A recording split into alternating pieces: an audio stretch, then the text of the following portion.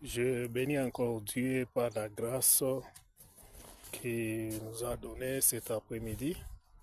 Et j'ai toujours cette pensée-là de partager avec mes frères en Christ.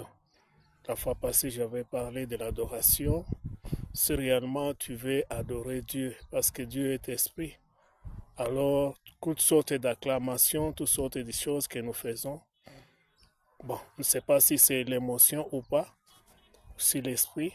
Alors maintenant, la Bible nous dit que les vrais adorateurs vont adorer Dieu en esprit avec vérité. Les vrais adorateurs. Alors l'esprit n'a pas la chair. L'esprit a ses fruits, tel que je l'avais dit la fois passée dans les Galates 5, 22. Il fait de manifester l'amour, la patience, la tempérance, la bonté. C'est une adoration. Et aussi de mettre la parole de Dieu en pratique. Parce que Jésus, c'est la parole qui s'est fait chair, qui a habité parmi nous. Jésus, c'est la parole. Le fait de vivre la parole de Dieu, de vivre dans les pas de Jésus, c'est une adoration. Alors, aujourd'hui, je vais encore continuer à partager. Je vais parler de Marc 8, 34. C'est Jésus avec une foule, avec ses disciples, il parlait ceci.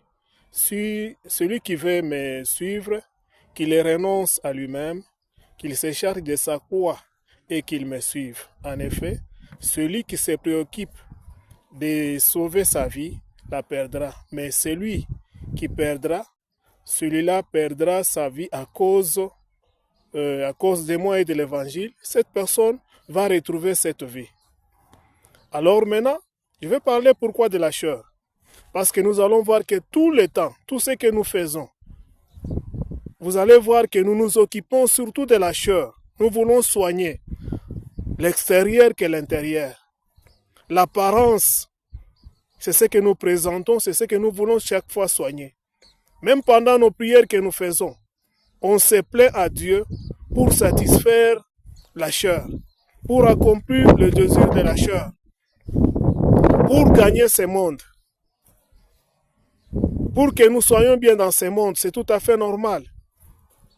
Mais l'homme de l'intérieur, on ne s'occupe jamais de lui. L'homme de l'intérieur, c'est un cadeau.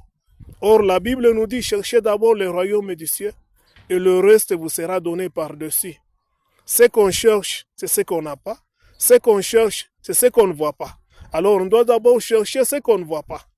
Alors maintenant, qu'est-ce qui peut nous empêcher de ne pas voir ce qu'on ne voit pas? C'est la chair. Parce que la chair a ses désirs. Ses désirs est contraire, s'opposent à celle de l'esprit. Dans la chair, il y a les œuvres. Dans l'esprit, il y a le fruit. Alors vous allez voir qu'il y a un combat entre ces deux choses-là. La chair et l'esprit.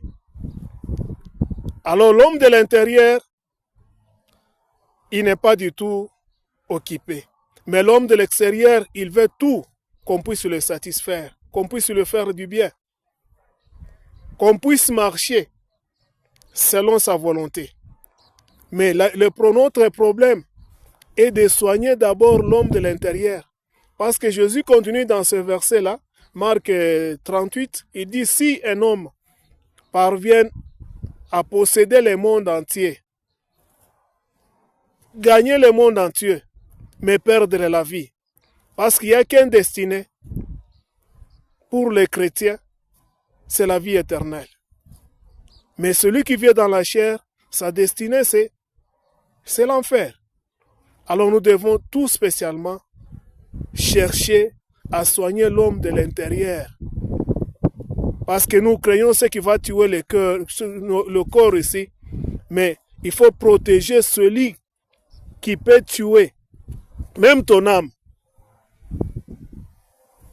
Alors, bien-aimés, plaidons aussi sur à vivre comme Jésus-Christ, à marcher selon l'Esprit, à marcher dans sa volonté pour accomplir sa mission. Jésus sait que nous avons des besoins. Il dit que si le reste là vous sera donné par après, que ça ne soit pas dans la priorité. Marchons ainsi, ça sera très bien. Merci.